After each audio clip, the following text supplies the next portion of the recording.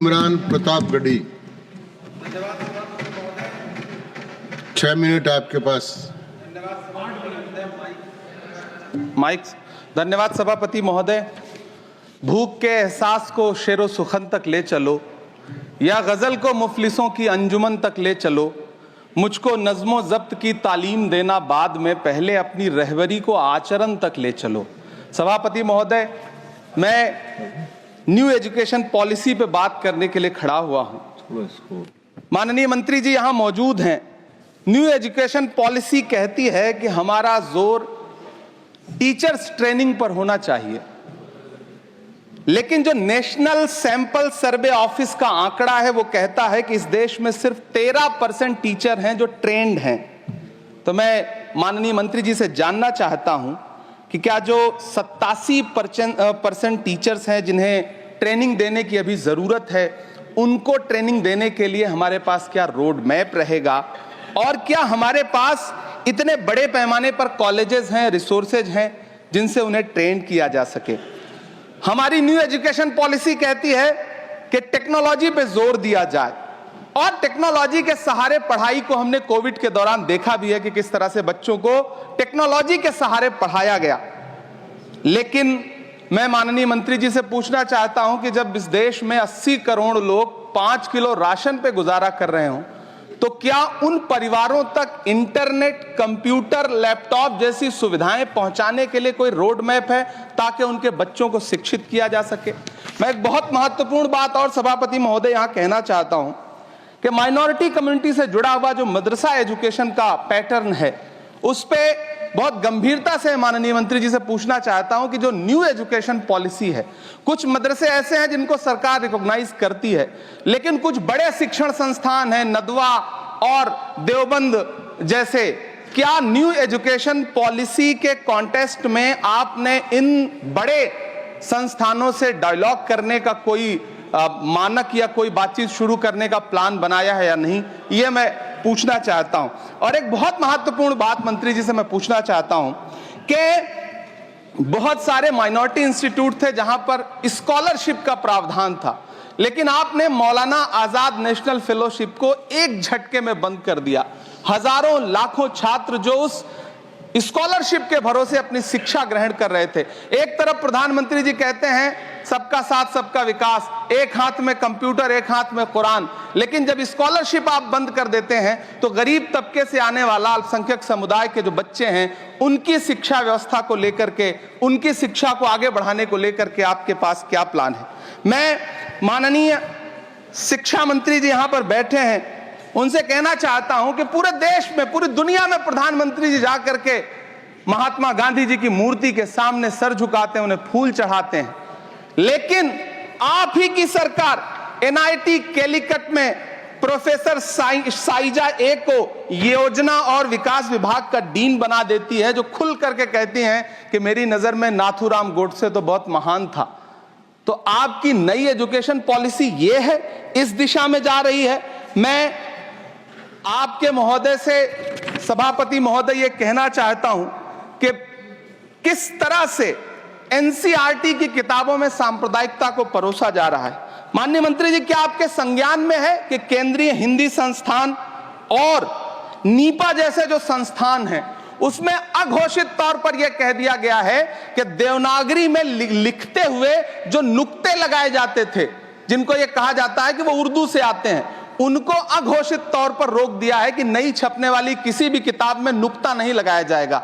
NCERT की किताबें छापने वाले, लिखने वाले कई लोगों से मेरी व्यक्तिगत बात हुई, उनका यह कहना था कि हमें ऊपर से आदेश है, हालांकि ऐसा कोई लिखित आदेश नहीं है। तो मैं आपसे जानना चाहता हूं कि यह नुक्ता हटा करके आप देवनागरी भाषा को मजबूत कर रहे हैं या उसे कर्कश और कमजोर बना रहे हैं? यह मेरा माननीय मंत्री जी से अनुरोध है और यह मैं उनसे जानना चाहता हूं। सभापति महोदय, PM श्री विद्यालय को लेकर के बहुत बातें हुई। मैं एक चीज कहना चाहता हूं कि गाजीपुर एक जिला है उत्तर प्रदेश में, वहां वीर अब्दुल हमीद विद्यालय है धामूपुर गांव में। पिछले दिनों PM श्री कंपोजिट स्कूल का नाम लेकर के उस स्कूल का नाम बदल दिया गया, उसके सहारे भी सांप्रदायिकता परोसने की कोशिश की गई। जब सोशल मीडिया पे बहुत हंगामा खड़ा हुआ, हम सारे लोगों ने आवाज उठाई, तब फिर से बेसिक शिक्षा अधिकारी ने नाम बदल करके पुनः उसका नाम बीर अब्दुल हमीद, जो परम चक्र विजेता हैं, उनके नाम पे करने का काम किया। ये इस योजना के थ्रू भी सांप्रदायिकता को जो परोसने का काम किया जा रहा है, उसको मंत्री जी के संज्ञान में है यह बात या नहीं, और रोकने के लिए क्या काम करेंगे। एनसीईआरटी की जो किताबें हैं, उनसे हिंदू मुस्लिम एकता के जो चैप्टर हटाए जा रहे हैं। महोदय, एनसीईआरटी की किताबें बच्चों का ज़हन तैयार करती हैं। आप बेसिक तौर पे एक नया इतिहास पढ़ाने के चक्कर में बच्चों को, छोटे बच्चों को जो गुमराह करके उनको एक झूठा इतिहास पढ़ाने का प्रयास कर रहे हैं, आगे चल के दुनिया में वो बच्चे कहां सस्टेन करेंगे। तो मैं माननीय मंत्री जी से कहना चाहता हूं कि शिक्षा और धर्म को एक दूसरे से अलग रहना चाहिए। मैं आज इस विषय पे बात करते हुए एक बहुत महत्वपूर्ण बात और कहना चाहता हूं कि दिल्ली विश्वविद्यालय में पाठ्यक्रम में जो बदलाव किए गए हैं, जिसमें राजनीति विज्ञान के पाठ्यक्रम से भीमराव, रामजी अंबेडकर, मोहनदास करमचंद गांधी, मोहम्मद इकबाल और भारत के संविधान पर आधारित शोध पत्रों को हटाया गया है। दलित लेखक बामा और सुकीरथ राणा को अंग्रेजी पाठ्यक्रम से हटाया गया है।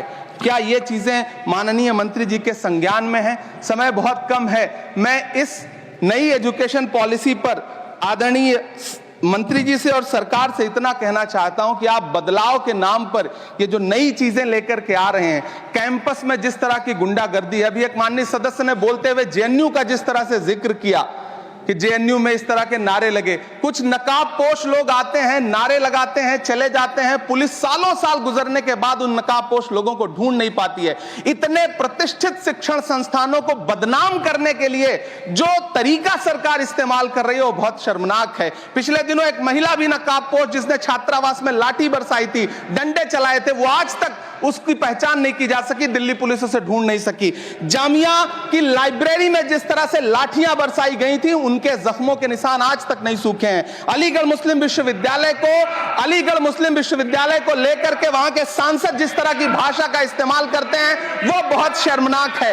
माननीय मंत्री जी और सरकार से मैं आपके माध्यम से पूछना चाहता हूं और यह कहना चाहता हूं, आप बदलाव के नाम पर जो नई चीज लाने की कोशिश कर रहे हैं, महोदय, नदियों को साफ मत करिए, उन्हें गंदा मत होने दीजिए, नदियां अपने आप साफ हो जाएंगी। सभापति महोदय, मैं तो कहना चाहता हूं कि जंगल मत उगाइए, बस पेड़ों को काटना बंद कर दीजिए, जंगल अपने आप उग जाएंगे। मैं तो सरकार से कहना चाहता हूं कि शांति स्थापित करने के लिए भाषण मत दीजिए, अशांति फैलाना बंद कर दीजिए, शांति अपने आप स्थापित हो जाएगी। मैं तो कहना चाहता हूं कि प्रेम फैलाने पर लंबे लंबे लेख मत लिखिए, बस नफरत करना बंद कर दीजिए, प्रेम अपने आप फैल जाएगा। ये जो नई एजुकेशन पॉलिसी है, इसमें जिस तरह से गरीब तबके के लोगों को, हाशिए पर मौजूद लोगों को शिक्षा से दूर करने का प्रयास किया जा रहा है, वो बहुत शर्मनाक है। शिक्षा को निजीकरण की तरफ जिस तरह ले जाया जा रहा है, वो बहुत शर्मनाक है। माननीय मंत्री जी इस पर सोचें और इसे सुधार करने का प्रयास करें। इस सदन की तरफ से शायद इससे बेहतर बात, इससे बेहतर सुझाव हम नहीं दे सकते। बहुत बहुत धन्यवाद। धन्यवाद इमरान।